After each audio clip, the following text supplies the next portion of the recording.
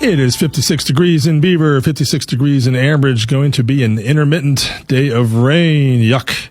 8:19 a.m. I bet it's warmer in California right now. Nick, can you back me up on that? Yeah, it's nice and warm out here, Scott. Beautiful. How you doing, brother? Doing well. We are joined by Nick Ziegler, Beaver Valley Musicians Hall of Famer, Monaca native, and now working in the film industry and playing all kinds of great music out in California, Southern California. Did you miss the Beaver Valley, Nick? I always miss it. Yeah, I was just working with some guys from Economy, old grip, Josh Mark, man. He's out here. We were talking about home. Well, I saw your post. We were talking earlier in the show about George Wendt, one of the stars of Cheers. Everyone knows as Norm, and I shared my stories of interviewing him and what a cool guy he was, and how much he liked visiting Pittsburgh. But I saw you posted a picture. Looked like you were hanging out backstage with him. What was up with that? Yeah. Oh, by the way, yeah, great article. Yeah, let me set it up for you. L.A. in the '80s, late '80s. So imagine you're at Marriott Wednesday night. So that's tonight. Imagine the Beavers there. You're doing a live remote. The place is packed, man. It's just exciting. You see Jane's Addiction. They were getting ready to put their album out. So now this is what I remember. I was at the Palomino when my band was playing, Mary's Danish. And so you just saw like Mike Ness, Social Distortion, all these guys, everyone's hanging out. And then out of nowhere comes George Wendt. He comes up to us and he was Mr. Rock and Roll. He would go out. You would see him all the time going out. Oh. He was just such a nice guy. And I posted an article and, just to give you some flavor of what his night would be. He would put the kids to sleep, and he and his buddy Howard Kalin was from Flo and Eddie. I don't know if you remember the Turtles. Yeah. And then, after the family went to bed, he would go out.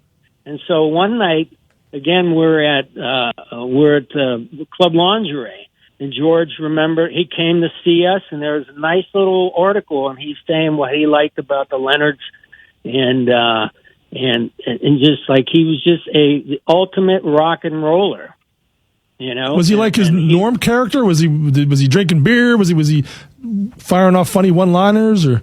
Oh yeah, he was just full of fun, always laughing. Yeah, we'd be drinking beers, and he'd come in the back, and then that particular he made sure he'd get a picture with you. He just was one of the most approachable people you could ever imagine. And it's already, you're doing what you can in the rock, to be the best you can be as a musician. And you saw George Wendt coming in and he's hanging out with all these other musicians, and that makes you really feel like you're doing something. You know what I mean? It's like, he was just I call him a rock and roll soldier. Oh, I like that. I really liked him. I can't say enough good things about him and how exciting the music scene was, and who you'd see. And George was always there. And a matter of fact, I was mentioning this about 5 years ago. I was working a TV show, and I looked at, and George was on the call sheet.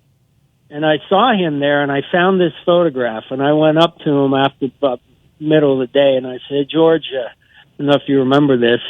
And sure enough, he remembered us. He goes, oh, the Leonards, I remember these guys.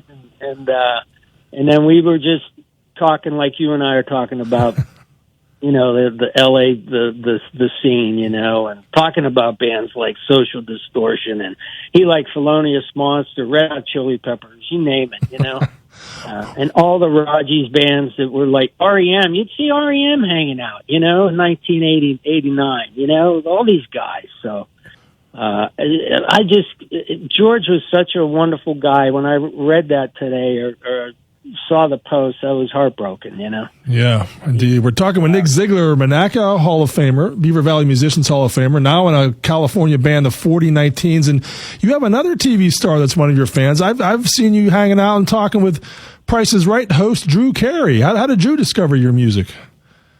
Well, it's funny. or we had on bass sitting in with us, Speedy John. He's another old LA guy from the scene, and he's buddies with Drew, and Drew would be playing us. So he said, "Hey, Drew, I'm sitting in with the guys tonight." And then Drew came out and hung out with us, and he's another one of those guys that's very, very much into rock and roll, and he always plays us. And he just true, like, again, he's just another rock and roller that he supports the music. He's always out, and he's playing the bands on Underground Garage all the time. And then we met him also through Poor Man and our buddy Tony Valentino, the standout. So these are guys that are all just stand-up guys, man. And that's. I know you also had the pleasure of meeting Clint Eastwood on a movie set. Man, what was that like, talking to Clint?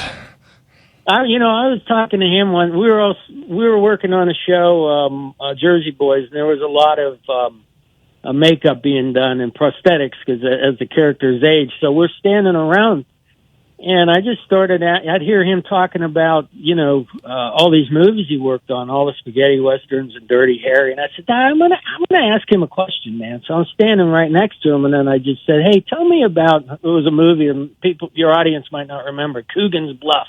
Oh, yeah. And I said, you were having it out with Don Stroud, a.k.a. Murph the Surf, man. He was Buddy Holly's drummer in the Buddy Holly story, if you remember that. And then he said, oh, yeah, man. I said, yeah, he had a big fight scene with Don Stroud. And he says, oh, yeah, they both unloaded on each other. He was kind enough to take a picture with me at the end of the film. So he's likes his beer, brother. Yeah, he's a good guy. I was gonna say, I bet it made his day. Clint Eastwood. Made his day. Yeah. Well, I told you one time that when I used to wear my Manaka shirt, my phys ed shirt, and he'd always come up and he'd say, "Hey, how do you say that?" Because it was of course the Manaka mascot on the cover and on the thing, and he'd say, "How do you say that?" And I'd say, "That's Manaka." Monaca, Manaka, all the way. Love it. All right, Nick Sigler. Well, we thank you a lot. We play some of your music too, and we're going to do after we get through the breaking sports and everything like that. You just did a cover of the Temptations' "Rare Earth" song. Get ready. Yeah. That's right. What real quickly? What made you decide to do that song, and when will it be out for people to check out and purchase? I was initially going to do it for a compilation. And that didn't come through, so I have that. And I said, man, I'm gonna keep doing stuff. So I got a solo record coming out. And I'm working with some of the guys from the Continental Drifters and my friend Nelson Bragg, who's on Big Stir Records. He's got a new album out. He was Brian Wilson's percussionist and backup vocalist, and he's singing on it, and he's helping me.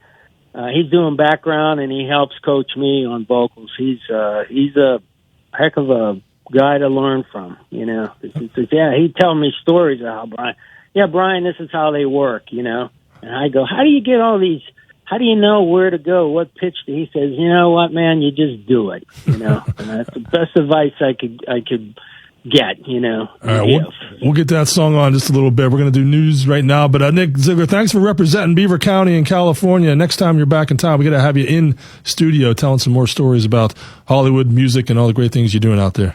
All the best to you guys back there in the music scene. And tell everyone, get out there like you guys do and get out there and see some live music.